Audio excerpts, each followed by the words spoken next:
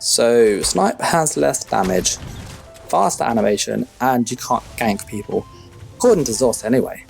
As you can see, I've got it working. Well, I'm going to show you what we're using.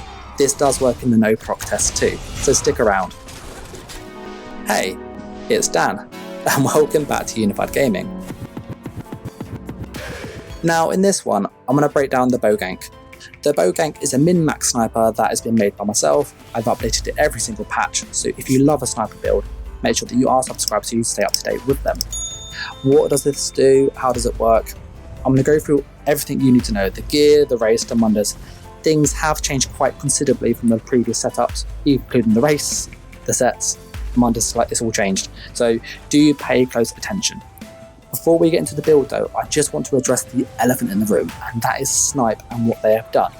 So if you want to skip ahead to the build and stuff, just check the timestamps, about a minute or so, and I do think this is really useful, so just find out what they did. Long story short, they adjusted snipe to have less damage by about 25% roughly, which is huge, and they've also increased the travel time. Now the two things combined means that before we could go snipe, third skill was injection, silver bolts. And what would happen is the first snipe will be in the air, the second snipe will fire, as will the silver bolts, and then all three skills will land within about 1, maybe 2 seconds of each other. The issue is now that when you do that combo again, it lands so much slower. So it's like it doesn't land together. So it's like skill, skill, skill. So it lands quicker, but it's not bursty. So in effect, it's like slower DPS for us, which is a problem. So it means people can react quicker, heal themselves, stay alive. What does that mean for how we build? Well, we need to push damage even higher than we can. And with no proc sets in Cyrodiil, which this build is made specifically for, how do we do that? Well, I'm going to go through and show you how I've managed to overcome all those limitations and still make a hard-hitting snipe build. And it's not what you would expect. I know there's some people who would recommend Hunting's Rage, like Outcast would say Hunting's Rage. It's one of the worst sets for this, so don't use that. There's other people that would recommend using things that are a bit controversial, like Shacklebreaker. The damage isn't there. So rest assured that I have tested this heavily so you know it works. And you can spend your money to upgrade this, because these changes are here for the next 7-8 weeks at least. So yeah, let's just get into it now. With the format, I'm going to go through and show you all of the stuff you need to know straight away. The sets, the food, all that stuff. If you prefer this new format where I just show you all of the stuff you need straight away, do leave a comment, do like, do subscribe. That really, really helps. It tells YouTube that this is what you want to see, and more importantly me. And the big thing that really helps me know if we keep this format going forward is how much of the video you watch. The more you watch, the more likely I am to keep this video format going forward with the sets and stuff right at the front. So what are we using? How's it working? Well, for the no CP tests and no proc tests and stuff, CP, no CP, this works in both. We are using 2-piece penetration. This could be Titanborn, this could be Roaring Opportunist, this could be Pestilent Host, but 2-piece set. This gives us penetration on the 2-piece, as you can see here. This is really important because this is more burst and more damage per hit than just having weapon damage, so that's really key. If you don't have access to any of those sets though, then I would either suggest look on the wiki, find a set that does have penetration that you can get, or just use a set with weapon damage because it's still more than Hunting's Rage.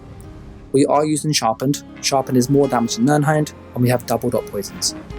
I have tried some glyphs such as Oblivion, Disease, Shock, and although they're all great for just adding to the burst, because we're hitting between 9 to 12,000 per hit, CP or no CP is the same. With people having 25-30k health at least, we just can't burst them anymore. It's not possible. So you need to have a bit of sustained damage behind you to just confirm the kill, and that's why double dot poisons are really, really needed. For the backbar weapon, we are using a 2-piece Shacklebreaker. This has to be a greatsword, axe, or something like that, but a 2-piece 2H basically. I'm using an Absorb Stam glyph. This could be whatever you like, makes no difference. The trait wise, I have it as Nernhound because on the live server this was from a different character, so that's why I'm using it. But ideally, if you can change to defending, that would be great for you. And then this gives us 2-piece recovery on the bat bar. So when we switch to the bat bar, you see our recovery goes to 2 pieces. We're then using 1-piece Krog. This is medium armor, as is all of my armor today, so it's all medium armor. This is penetration. We then have 5-piece Spriggans, which is obviously weapon damage and penetration, and 1-piece Battle Org. The Battle Org can be Veladreth, it can be any set that gives you weapon damage. We then pair all of this with the Agility set. This is a set you can buy, it's a PvP set. This gives you stamina and weapon damage, but what's special about this set is that it has a 50% boost to those stats, which means when you have this, plus a set like Titanborn on the front bar, we actually get more damage than Hunting's Rage. So although some creators say Hunting's Rage is the worst combination you can do, so just avoid that like the plague. You want to have infused weapon damage on all of these. I have infused on 2 of them, robust on 1, just because I'm out of crystals. And it could be gold if you can afford it. I got 35k gold. I'm quite skint on the live PCEU server, so that's why it's not gold. But if you want to support, you can. Obviously, all the stuff's on the screen, why not? But 7 medium, all divines, all stamina. We're pushing damage as much as we can. There is not a harder hitting setup than this for the no proc tests. So this is what you want to use as of console, going from the 14th of I think it is, and PC currently. For the food and the consumables, we are using the Bewitched Sugar Skulls. If you have issues with sustain though, you can put Artaeum on as well. So I would suggest having Bewitched Sugar Skulls. This is really good from extra mag, but Artaeum's just as good. Potion wise, I am quite fond of my Tri-Stat potions, but you can use whatever potion is good for you, but Tri-Stat potions are great. As for kind of our stat page now, and how does that look? Well, this is what it looks like. When we buff up with no vampire toggle, that's quite key. On the front bar, we have 5,300 weapon damage. If we go into sneak, we do have a vampire passive, which gives us more damage. So we actually have 5,700 weapon damage at base at all times, with a whopping 15,000 penetration. So that penetration basically cuts most people's armor down to half, if not 0. It's really high. And this is with no debuffs like Major Breach or anything, so this is crazy penetration. The other stats are what you'd expect. Our regions are a bit low, our max health is a bit low, our magic is actually high because we're a dark elf on this build, and our resistances are what you'd expect. For the kind of Mundus Stone, I would recommend using the lava on this build. I have tested a number of Mundus Stones. The lava was the best overall. We're going to touch upon the race now and kind of how that works, because that does change the Mundus Stones somewhat. For the race, we are a dark elf though. This gives you magicka and stamina, and weapon and spell damage. I know in the past I have recommended being an orc, and it's great, but they changed it, so yeah. Orc's now one of the worst classes for this, worst races for this build. So if you want to maximise your damage a bit more, go with a dark elf, it's a bit more damage. A Khajiit is also more damage as well than an orc, so those are your options there. The one thing with the Khajiit, and kind of touching upon the Mundus Stone once more, is the Khajiit will have higher critical hits than a dark elf, period, from testing CP and no CP. That's just how it is. But when you don't crit, dark elf is better.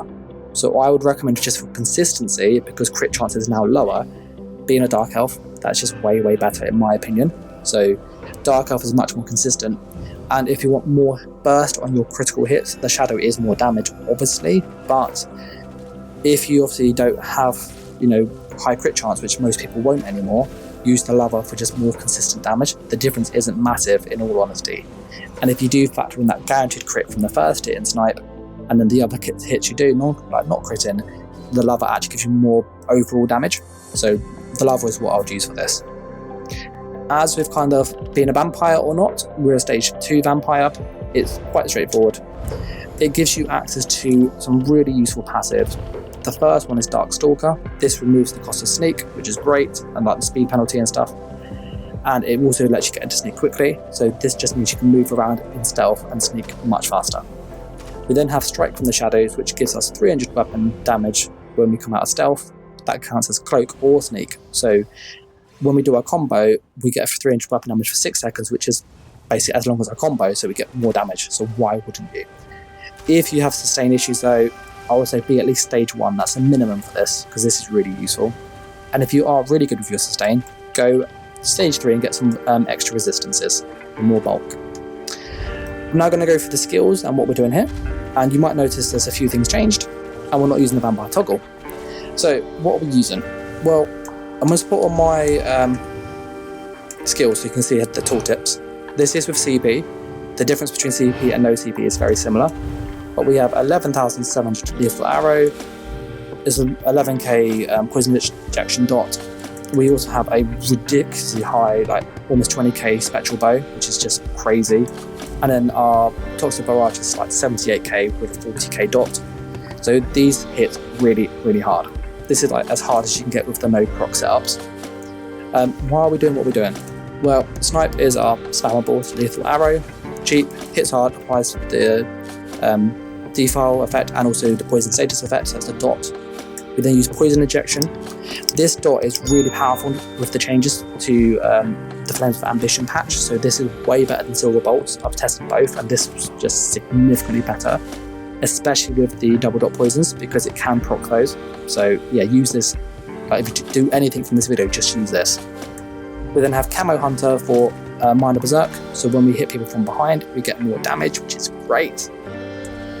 We have Shadowy Disguise to force the crit, and we have a Relentless Focus which gives us bonus critical damage as we build this up. So you can actually keep this up and sit in stealth with this like fully charged for an extra 10% crit damage, which is great. And when you need to use it, you've got a really hard hitting spec bow. I've hit people for 15k with this because it crits and stuff. It's crazy damage. And then if you go, okay, I just want to kill someone, just use Toxic Barrage and they will die pretty much. It's really hard to recover from this. So you'll see in the gameplay where I literally snipe Toxic Barrage somebody and they're dead. Like, the dot on this is ridiculous. The damage on it is so high. So this is almost a guaranteed kill each time you use this. So enjoy. For the back bar, I'm using Leech and Strikes. This is a really useful thing to use. When you cast this, it gives you stamina back after 20 seconds, like a big chunk of it. And so what I'd suggest doing is you cast this while you're sneaking around and nothing else. If you do this correctly, when this like resets and gives you the stamina back, you actually gain all the sneak cost and a bit more. So you can basically stay at full stam while you're just using this to sneak around, invisible. So it's really helpful. If you don't have this, then like you need to put it on. We're using Vigor this time. I don't normally slot this, but with the damage being so much higher this patch, we need another heal over time, and this is great. To fix the sustain, we are using Deep Thoughts. This, in all honesty, is a must, or you'll just go through potions like Wildfire, which I do anyway, so this is really good to save you some gold, and it's just great to have to reset the snipes. We have Raise Against Time, which is really useful. The Minor Force gives us more critical damage, so if you don't have this, you need to try and get this if you can, basically, or use Barb Trapped, but it's nowhere near as good. And then we have Rally as well, which is Major Brutality, which is weapon damage, minor endurance, and it also gives us a big burst deal. And then on the back bar, the ultimate is up to you. I personally prefer Temporal Guard to give us access to some more resistances or minor protection, but more importantly, if you go down to the skill line, there's a really useful passive, which is called Concentrated Barrier, and this gives you a little shield when you hold block, which doesn't sound like much, but it's enough to stop you getting killed in some instances, so that's why I use it. If you don't like this though, a useful tip to do is go down to support, unlock barrier, and then put on the Magicka aid, and you'll get more Magicka regen on the back bar, which is quite helpful. But that there is the skills. I have tried with incap, and the old incap into snipe combo still works, it's just much harder to do. If you do use incap, which I'm out of skill points so bear with me, we change Toxic Barrage to incap, we've changed Relentless Focus if you like then, and you can go with something like Mark Target. If you want more damage, though, you got just more damage, which you can do. You can go down to the Blood Frenzy and put this on instead of Vigor on the back bar, and then have more damage. The one thing I would like to just note though before we kind of wrap up the skill section is you want to have an assassination skill on the front bar. It could be the ultimate or any of the others. We're using Relentless Focus just for this passive here, Hemorrhaging. This increases our critical damage when we have one of these slotted, so we get a 10% crit boost, which is really useful for more damage. So that's why you need to have one of these skills on that bar. But that there is the skills, the gear, the race, the mundus, the stat pages. kind of everything you need to know. Now, I'm going to attempt to do the CP, and this is the first time I'm doing it, so just bear with me. I'm also 983 CP, so I'm not going to go through and just say grab everything, but if you're around the CP I am, this is what you want to focus on. You need to basically look at your champion bar, and we want to have fighting finesse, which is more critical damage. You want to have deadly aim, which is more critical damage. You want backstabber, which is more critical damage. And you want untamed aggression, which is more weapon damage. So this is damage, damage, and damage. Okay? All of these combined gives us a really big critical damage boost when we attack people. So we get massive crits. And we also get extra weapon and spell damage. So those are the 4 ones that you want to aim to get. As with kind of the rest of the thing, it's kind of what you'd expect. I'm not going to go over each node, but just whiz around, so have a little look, rewind it, pause it, do what you need to, but that's the blue ones. Inside here, we have the penetration. If you have more CP, just grab more of the yellow ones that are always on, because they're more useful to you. I just don't have enough CP. As for the red ones, I am using on the champion bar, we have expert evasion, which is quite useful. That gives us extra sustain. Slippery is actually quite good because when you get stunned, this auto CC breaks, so you save stamina, which is really helpful because you'll always push for stamina on a sniper. We have rejuvenation, which gives us more health, magic, and stamina recovery, which helps with our cloaks. And we also have ironclad for more resistances, but that can be changed to what you see fit. In all honesty, there isn't a best in spot for the red ones for this setup, so play around, get what you want. And if you have more CP, grab all the yellow ones as you can. For the green CP, I've done this for personal preference really, so this is more personal preference, but the useful ones to note is Breakful. This is always on, so if you have loads of spare CP, grab it. If you don't, leave it.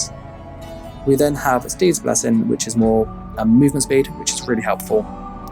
If you can get Sustain in Shadows, this reduces your sneak cost by like 50% when it's fully up, so this is great. You have to slot this though, so I don't have this slotted. For my green slots instead, I have all speed ones. So you could have War Mount, Gifted Rider, Steve's Blessing, and then you could go with either like Sustain in Shadows if you like, or you could go with Master Gatherer. Okay. I keep Treasure Hunter just for PvE, but you can literally swap that out and put on Sustain in Shadows and have these. So play around with it, put on the ones that you like that are really useful for you. The one thing I'd suggest getting though, if your mount is really bad, is War Mount. It really helps with just getting around. As does this one here. This works in and out of combat on your horse and on your player, so this is a must in my opinion. But that's the CP. It's not too complicated, I hope. Let me know what you think of that format. Do you like it? Do you not like it? And if you want to see a written guide, there will be a written guide very shortly on unifiedgaming.org where you can see all of this in much more detail. But that there is the build. I don't think I've missed anything. If I have, leave a comment, let me know what I've missed, and I'll add it in the description. And if you have any questions about how does this work and what are we doing, then obviously like, comment, share, subscribe, and leave a comment. Check us out on Discord. We can help people there as well. It's all in the description. But I am going to wrap this one up here because it's long enough as it is, and I was going to say a massive thank you to all of those people that are still watching now. Just by watching the video longer, it really, really helps with how we do on YouTube. So massive, massive thank you to you. And more importantly, a huge thank you to those Patreons. Your continued support allows me to continue to make videos. So if you want to support myself and obviously the channel, there's a link in the description. As much or as little as you can, it really, really helps. You get access to the videos early, supporting stuff in Discord, and loads of perks. It's all down below, so check it out if you're interested. But as I said, I'm going to wrap this one up here. So thanks for watching, guys. Take care, and bye.